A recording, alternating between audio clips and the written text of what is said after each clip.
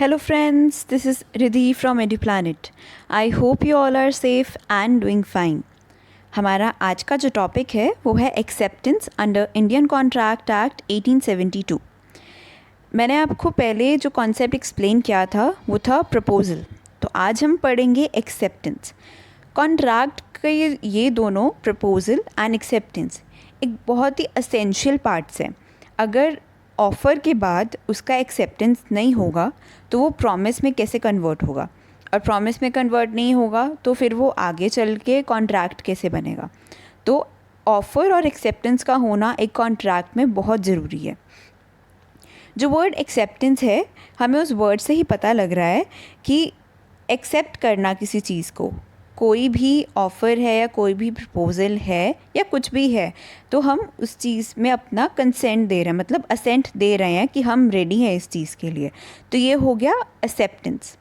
तो आज की वीडियो में मैं आपको एक्सेप्टेंस का पूरा जो कॉन्सेप्ट है डिटेल में एक्सप्लेन करूँगी। According to Indian contract act जो सभी इम्पॉर्टेंट डेफिनेशंस हैं वो सेक्शन 2 में गिवन हैं, चाहे वो ऑफ़र हो, एक्सेप्टेंस हो, कंसिडरेशन हो, और ऐसी बहुत सारी जो डेफिनेशंस हैं कॉन्ट्रैक्ट से रिलेटेड इम्पॉर्टेंट, वो सेक्शन 2 में गिवन है। जो एक्सेप्टेंस डिफ़ाइन है वो सेक्शन 2 क्लॉज बी में है। वो कह रहा है कि अगर कोई पर्सन जिसने ऑफ़र दिया था दूसरे पर्सन को, और वो सेकंड पर्सन उस पर्सन को उसके ऑफ़र पे अपनी असेंट दे रहा है कि वो उस ऑफ़र के लिए रेडी है, तो वो जो ऑफ़र है वो एक्सेप्टेड कहलाया जाएगा। क्योंकि उस जो भी फर्स्ट पार्टी है उसने सेकंड पार्टी को अपना ऑफ़र प्रपोज़ किया कि ये एक ऑफ़र है और इसमें क्या टर्म्स एंड कंडीशन जो रहने वाला है। तो जो सेकंड पार्टी है उसको वो ऑफ़र पसंद आया, तो उसने वो चीज़ एक्सेप्ट कर लिया, अपना असेंट दे दिया कि वो उस ऑफ़र के लिए तैयार है। तो ये हो गया एक्सेप्टेंस। और प्रॉमिस कैसे बनता है? जब कोई प्रपोज़ल देते हैं और वो प्रपोज़ल जो एक्सेप्ट हो जाता है तो इससे प्रॉमिस बनता है। Then next is types of acceptance. Acceptance 3 तरह के होते हैं। पहला है expressed acceptance, second is conditional acceptance and the third is implied acceptance. Expressed acceptance तो वर्ड से ही पता लग रहा है, एक्सप्रेस करना बाय वर्ड्स या बाय रिटन, मतलब या तो कुछ बोल के या फिर कुछ लिख के अपना असेंट देना कि मैं इस चीज़ को एक्सेप्ट कर रहा हूँ। तो ये है एक्सप्रेस्ड ऑफर एक्सेप्टेंस। इसमें क्या होगा कि फॉर एग्ज़ाम्पल मैंने एक पर्सन को बोला कि मुझे अपना जो हॉर्स है वो उनको सेल करना है, तो उस पर्सन को मेरा जो ऑफ़र था वो पसंद आया, तो उन्होंने मुझे उसका बाय वर्ड्स में, मतलब लिख के उन्होंने मुझे वो एक्सेप्टेंस दिया कि उनको ये ऑफ़र पसंद आया, तो वो इसे कैरी ऑन करना चाहते हैं। तो ये था expressed acceptance. Then next is conditional acceptance. Conditional acceptance ये होगा कि मैंने उस पर्सन को ऑफ़र किया बाय लेटर कि मुझे अपना हॉर्स सेल करना है फॉर वर्थ $50। तो उस पर्सन ने क्या बोला, उसने मेरा एक्सेप्ट तो किया बट उसने उसमें एक कंडीशन लगा दी कि वो जो ऑफ़र है, मतलब हॉर्स का बाय करने का, तो वो सिर्फ $40 में उसे बाय करेगा। तो ये जो एक्सेप्टेंस था इसमें कंडीशन लग गया और ये वैलिड एक्सेप्टेंस नहीं होगा, बिकॉज़ जो मैंने ऑफ़र दिया था उस ऑफ़र का तो वो एक्सेप्टेंस ही नहीं हुआ, वो तो रिजेक्ट हो गया। उन्होंने एक काउंटर ऑफ़र दिया मुझे कि वो जो हॉर्स है वो बाय करेंगे $40 में। तो ये है कंडीशनल एक्सेप्टेंस का कॉन्सेप्ट, जो कि एक वैलिड कॉन्ट्रैक्ट के लिए सही नहीं होता है, वो उसे वॉइड कर देता है। तो ऑफ़र का जो वैलिड एक्सेप्टेंस होता है वो वही होता है कि जो ऑफरी को ऑफ़र करता है उसका ऑफरी एक्सेप्टेंस कर ले विदाउट एनी कंडीशंस, मतलब अनकंडीशनल होना चाहिए वो। Then next is implied acceptance. Implied acceptance मतलब या हम फेस टू फेस उसे नहीं करते हैं, या हम बोल के नहीं करते हैं, या फिर कुछ अपने कंडक्ट से नहीं बताते हैं। इम्प्लाइड एक्सेप्टेंस वो होगा कि जो हम कुछ ऐसे एक्शंस करते हैं जिससे कि ये लगे कि हाँ हम वो ऑफ़र को एक्सेप्ट कर रहे हैं। तो ये थे 3 types, expressed acceptance, conditional acceptance and implied acceptance. अब हमने ये पढ़ा कि एक्सेप्टेंस क्या होता है, हमने उसकी डेफिनेशन भी पढ़ी, हमने ये भी पढ़ा कि एक्सेप्टेंस के टाइप्स क्या होती हैं। अब एक वैलिड कॉन्ट्रैक्ट के लिए एक्सेप्टेंस में क्या एसेंशियल कंडीशंस होना चाहिए, वो बहुत ज़रूरी है। अगर वो कंडीशंस नहीं होंगी फुलफ़िल तो जो कॉन्ट्रैक्ट है वो पूरा नहीं होगा, कॉन्ट्रैक्ट क्या प्रॉमिस ही पूरा नहीं होगा। तो नेक्स्ट जो हमारा है वो है कंडीशंस ऑफ एक्सेप्टेंस। पहला कंडीशन ये है कि जो एक्सेप्टेंस है वो एब्सोल्यूट और अनक्वालिफाइड होना चाहिए। एक वैलिड एक्सेप्ट कॉन्ट्रैक्ट के लिए जो ये फर्स्ट कंडीशन है जो बहुत ज़्यादा मतलब इम्पॉर्टेंट है, वो ये कह रहा है कि जो एक्सेप्टेंस है अनक्वालिफाइड होना चाहिए और एब्सोल्यूट होना चाहिए। मतलब जैसे मैंने आपको अभी कंडीशनल एक्सेप्टेंस वाला पॉइंट एक्सप्लेन किया लास्ट स्लाइड में, उसमें क्या था कि अगर कोई ऑफ़र किया ऑफरर ने ऑफरी से, और ऑफरी ने उसे इन रिटर्न उस ऑफ़र में कुछ कंडीशन लगा दिया, मतलब वो एक क्वालिफाइड हो गया, कुछ कंडीशनल लगा दिया कि वो ये चीज़ ऐसे नहीं दूसरे वे में करेगा, तो वो क्या हो गया, जो ओरिजिनल ऑफ़र था वो रिजेक्ट हो गया, उसका जो टाइम लैप्स कर गया, क्योंकि वो ऑफ़र मतलब एक्सेप्ट ही नहीं हुआ। इंस्टेड ऑफरी ने काउंटर ऑफ़र कर दिया कि ये ऑफ़र ऐसे नहीं वो करेगा, दूसरे वे से करेगा। तो फॉर अ वैलिड एक्सेप्टेंस में मतलब जो लेटर ऑफ एक्सेप्टेंस होता है, अगर तो जो कॉन्ट्रैक्ट के टर्म्स को फाइनलाइज करने के लिए कोई फ्यूचर नेगोशिएशंस होंगे तो उसमें कोई कॉन्ट्रैक्ट अराइज ही नहीं होगा। जो भी ऑफ़र है अगर वो एज इट इज़ एक्सेप्ट होता है, जो ऑफरर ने ऑफरी से किया, तो वो होगा एक वैलिड एक्सेप्टेंस। तो इसमें क्या है कि जो एक्सेप्टेंस वो एब्सोल्यूट और अनक्वालिफाइड होना चाहिए, मतलब कोई कंडीशन नहीं होना चाहिए। और स्पेशली काउंटर ऑफ़र और क्रॉस ऑफ़र तो बिल्कुल नहीं होना चाहिए, बिकॉज वो एक जो ओरिजिनल ऑफ़र है वो डिस्ट्रॉय हो जाएगा, और अगर उसको रिन्यू करना है जो ओरिजिनल ऑफ़र था, तो जब तक वो रिन्यू नहीं होगा ऑफ़र, तब तक वो एज अ डेड ऑफ़र ही बोला जाएगा।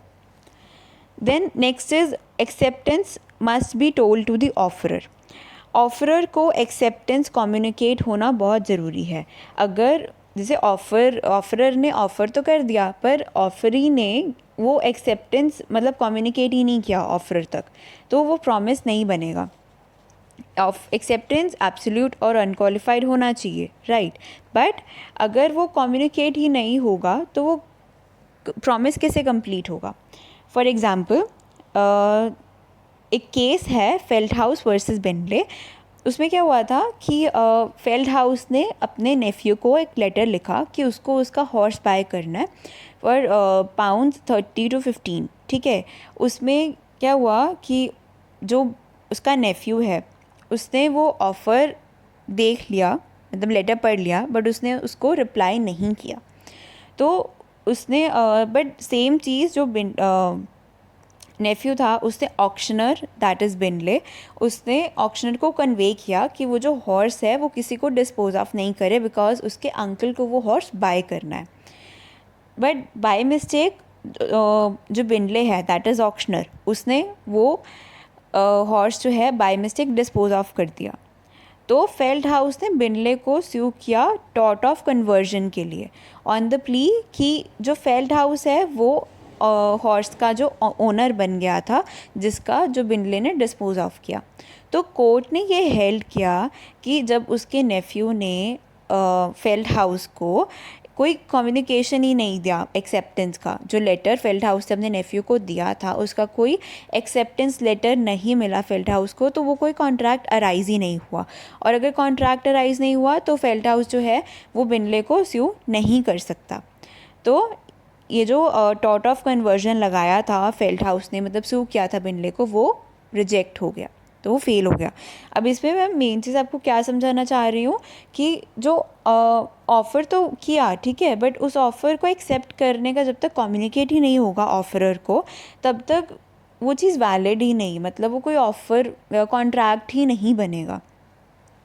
इसमें एक और चीज़ भी होती है, मतलब ऑफ़र को एक्सेप्ट करने के जैसे बहुत सारे वेज होते हैं। एक तो हो गया इम्प्लाइड एक्सेप्टेंस, एक हो गया एक्सप्रेस्ड हो गया। और कई बार क्या होता है कि जो हम एक्सेप्टेंस को कम्युनिकेट करते हैं वो किसी गलत पर्सन के पास भी चला जाता है। तो अगर इन केस कोई भी एक्सेप्टेंस रॉन्ग पर्सन के पास चली जाती है तो जो ऑफरर है वो बाइंड नहीं होगा कि उसे वो कॉन्ट्रैक्ट पूरा करना है, बिकॉज उस पर्सन के साथ तो वो कॉन्ट्रैक्ट हुआ ही नहीं। तो ये ऑफरर को बाइंड नहीं करता है कि उसने वो जो एक्सेप्टेंस है वो दूसरे रॉन्ग पर्सन को चला गया ऑफरी की तरफ से, तो उसे वो जो कॉन्ट्रैक्ट है वो पूरा करना पड़ेगा, वो बाउंड नहीं होगा फिर। ऑल्सो जो कम्युनिकेशन है वो ऑफरर और ऑफरी के बीच में ही रहना चाहिए। ऐसा नहीं होना चाहिए कि सपोज़ एक पर्सन है और मतलब उसने ऑफरी ने ऑफरर को अपना जो एक्सेप्टेंस दिया वो थ्रू अपने सर्वेंट के थ्रू दिया, तो वो एक वैलिड एक्सेप्टेंस नहीं होगा, बिकॉज जो कॉन्ट्रैक्ट था वो ऑफरर और ऑफरी के बीच में था, ऑफरर और उसके सर्वेंट के बीच में नहीं था। तो ये जो 2-3 चीज़ें हैं जो हमें माइंड में रखना चाहिए। फिर एक होता है एग्रीमेंट इन सब साइलेंशियो, ये एक टर्म है। सब साइलेंशियो का मतलब होता है कि अगर कोई भी एग्रीमेंट है जो कि विद अ मेयर साइलेंस वो पूरा हो जाए। बट एक जनरल रूल क्या होता है कि ऑफ़र अगर मेयर साइलेंस से मतलब ऑफरी के पार्ट पे मेयर साइलेंस से वो एक्सेप्ट नहीं होगा। पर इसका मतलब ये भी नहीं है कि जो एक्सेप्टेंस है वो अगर हर टाइम मतलब कुछ वर्ड्स में बोल के या लिख के ही एक्सप्रेस किया जाए। इम्प्लाइड ऑफर्स भी होते हैं, बट कुछ ऐसे सर्कमस्टांसेस में जिसका जो भी ऑफरी का जो साइलेंस है या उसका कुछ ऐसा कंडक्ट है जो साइलेंस में कन्वर्ट हो रहा है और वो एक पॉजिटिव एक्ट निकल के आ रहा है, अगर तो ऐसा होगा तो वो जो एक्सेप्टेंस है वो वैलिड माना जाएगा, तो उसे कहते हैं agreement sub silentio. Then next is acceptance must be recommended in the following mode. जो एक्सेप्टेंस है वो एक रीज़नेबल और एक एक्सप्रेस जो यूजुअल मतलब प्रिस्क्राइब मैनर जो होगा उसमें वो दिया जाना चाहिए। कुछ ऑफ़र्स ऐसे होते हैं कि जिसमें पहले से ही ऑफरर बोलता है कि उसे जो एक्सेप्टेंस है या वो आप थ्रू लेटर दो या आप उसे फ़ेस टू फेस दो या फिर आप पोस्ट करो या मतलब कुछ भी ऐसे टेलीग्राम के थ्रू भी वो आप लेटर उसे सेंड कर सकते हो। या तो अगर ऑफ़र में कुछ भी प्रिस्क्राइब मैनर है तो उसके थ्रू उसे करना पड़ेगा। अगर ऑफरी प्रिस्क्राइब मैनर के थ्रू उसे एक्सेप्टेंस नहीं देगा तो जो ऑफ़र है वो एक्सेप्टेंस वैलिड नहीं माना जाएगा और वो वहीं पे ख़त्म हो जाएगा। या फिर अगर मेंशन नहीं है तो कुछ ऐसा प्रिस्क्राइब या कुछ ऐसा रीज़नेबल मैनर होना चाहिए जिसमें जो एक्सेप्टेंस है वो ऑफरर को कम्युनिकेट होना चाहिए। Then next and the last is in a reasonable amount of time the acceptance is given. एक टाइम पीरियड होना चाहिए जब वो एक्सेप्टेंस दिया जाए। मतलब कॉन्ट्रैक्ट कब कंप्लीट होगा, जब कोई ऑफ़र का एक्सेप्टेंस होगा, और उसके लिए एक टाइम पीरियड होना चाहिए कि जहाँ पे जो ऑफ़र है वो सही टाइम पे पहुँच जाए एक्सेप्टेंस उस ऑफ़र का, और वो टाइम लैप्स नहीं करे। जब वो पीरियड होता है एक जो टाइम पीरियड होता है बीच में ऑफ़र का एक्सेप्टेंस होने का, उस टाइम के बीच में क्या है कि वो ऑफ़रर बाउंड नहीं होता, वो विड्रॉ भी कर सकता है अपना ऑफ़र। तो हाँ, बट अगर ऑफ़री वो ऑफ़र को एक्सेप्ट कर लेता है तब उसको वो जो ऑफ़र है वो एग्जीक्यूट करना पड़ेगा ऑफ़रर को। बट अगर जो ऑफ़री है वो विद इन रीज़नेबल टाइम उसे नहीं देता है एक्सेप्टेंस, तो वो ऑफ़रर बाउंड नहीं होगा कि उसे उस ऑफ़र को उस ऑफ़री के साथ ही करना है। मे बी हो सकता है उसे कोई अच्छी डील मिल जाए तो उससे वो विड्रॉ भी कर सकता है उस ऑफ़र को। तो ये था हमारा आज का कॉन्सेप्ट जो है एक्सेप्टेंस का। तो जो बेसिक होता है एक एग्रीमेंट का, that is proposal and acceptance, वो मैंने आपको बहुत अच्छे से एक्सप्लेन कर दिया है। तो अगर आपको फिर भी कोई भी डाउट हो तो आप हमारे कमेंट सेक्शन में जाके हमें बता सकते हैं। एंड देन एक एक्सेप्टेंस में एक और जो छोटा सा कॉन्सेप्ट है वो है रेवोकेशन का। जैसे मैंने आपको रेवोकेशन ऑफ प्रपोजल के बीच में बताया था कि रेवोक मतलब उस कॉन्ट्रैक्ट को रेवोक कर देना, मतलब ख़त्म कर देना। तो जो एक्सेप्टेंस का कॉन्सेप्ट है रेवोकेशन में वो है कि अकॉर्डिंग टू सेक्शन 4 बाय जब कोई भी कॉन्ट्रैक्ट वो इसे थ्रू पोस्ट अगर हो रहा है कि जो ऑफरी है वो letter of acceptance through post कर रहा है, तो जो प्रपोज़र है वो बाउंड हो जाता है कि उसे बाउंड कब होगा, वो जब उसे लेटर ऑफ एक्सेप्टेंस पोस्ट किया जाएगा, ठीक है। बट जो एक्सेप्टर है वो बाउंड कब होता है, जब लेटर ऑफ एक्सेप्टेंस जो है प्रपोज़र के पास पहुंच जाता है।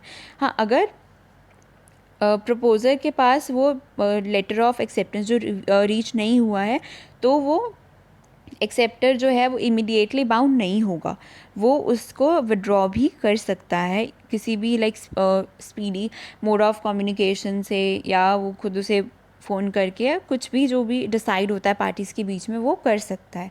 तो ये जो डिफरेंस होता है कि प्रपोज़ल के कॉन्सेप्ट में क्या होगा कि वो इमीडिएटली, मतलब जब प्रपोज़र है वो बाउंड हो जाएगा जब उसने वो चीज़ अपना प्रपोज़ किया। जब लेटर ऑफ एक्सेप्टेंस क्या है, ऑफरी की तरफ से ऑफरर को पोस्ट हो जाता है इमीडिएटली। बट एक्सेप्टेंस के केस में ऐसा नहीं होता है। एक्सेप्टेंस के केस में होता है कि जब जो लेटर ऑफ एक्सेप्टेंस है वो प्रपोज़र को पहुंच जाता है, तब जाके एक्सेप्टर जो बाउंड होता है कि उसे वो ये जो प्रॉमिस, जो एग्रीमेंट है उसे एग्जीक्यूट करना पड़ेगा।